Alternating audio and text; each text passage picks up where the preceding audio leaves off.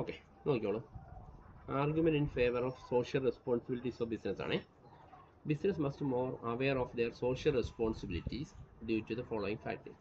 Business more aware of their social responsibility, സാമൂഹിക ബന്ധത്തെക്കുറിച്ച് നന്നായിട്ട് അറിവുണ്ടാവണം ബിസിനസ്സിന്. Due to the following factor, താഴെ പറയുന്ന കുറേ ഘടകങ്ങളായിരുന്നു കാരണം. ഒന്ന്, justification of existence and growth ആണ്. നിലനിൽപ്പും കമ്പനിയുടെ വളർച്ചയെക്കുറിച്ച് നമുക്ക് നല്ല രീതിയിൽ അറിവുണ്ടാവണം. Business for providing goods and service to satisfy human needs ആണ്. നമുക്കറിയാം ബിസിനസ് നിലനിൽപ്പെന്ന് പറയുന്നത് നല്ല രീതിയിലുള്ള ഗുഡ്സും സേവനവും നൽകുമ്പോഴാണ് ഹ്യൂമൻ നീഡ്സ് അവിടെ സാറ്റിസ്ഫൈ ചെയ്യുകയും കമ്പനി നിലനിൽക്കത്തുള്ളൂ. Assumption of social responsibility by business provide a justification for its existence and growth.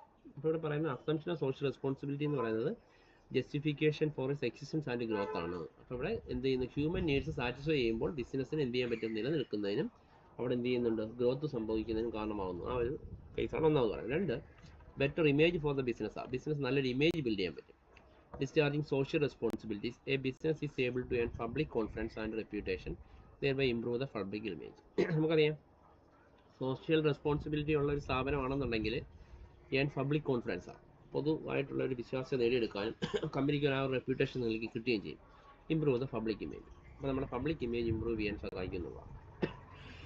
അടുത്ത ഫേവറബിൾ എൻവയോൺമെൻറ്റ് ഫോർ ബിസിനസ് ആണ്. Social responsible business can procure labour with greater easy, ensure more commitment, minimise its wastage ആണ്.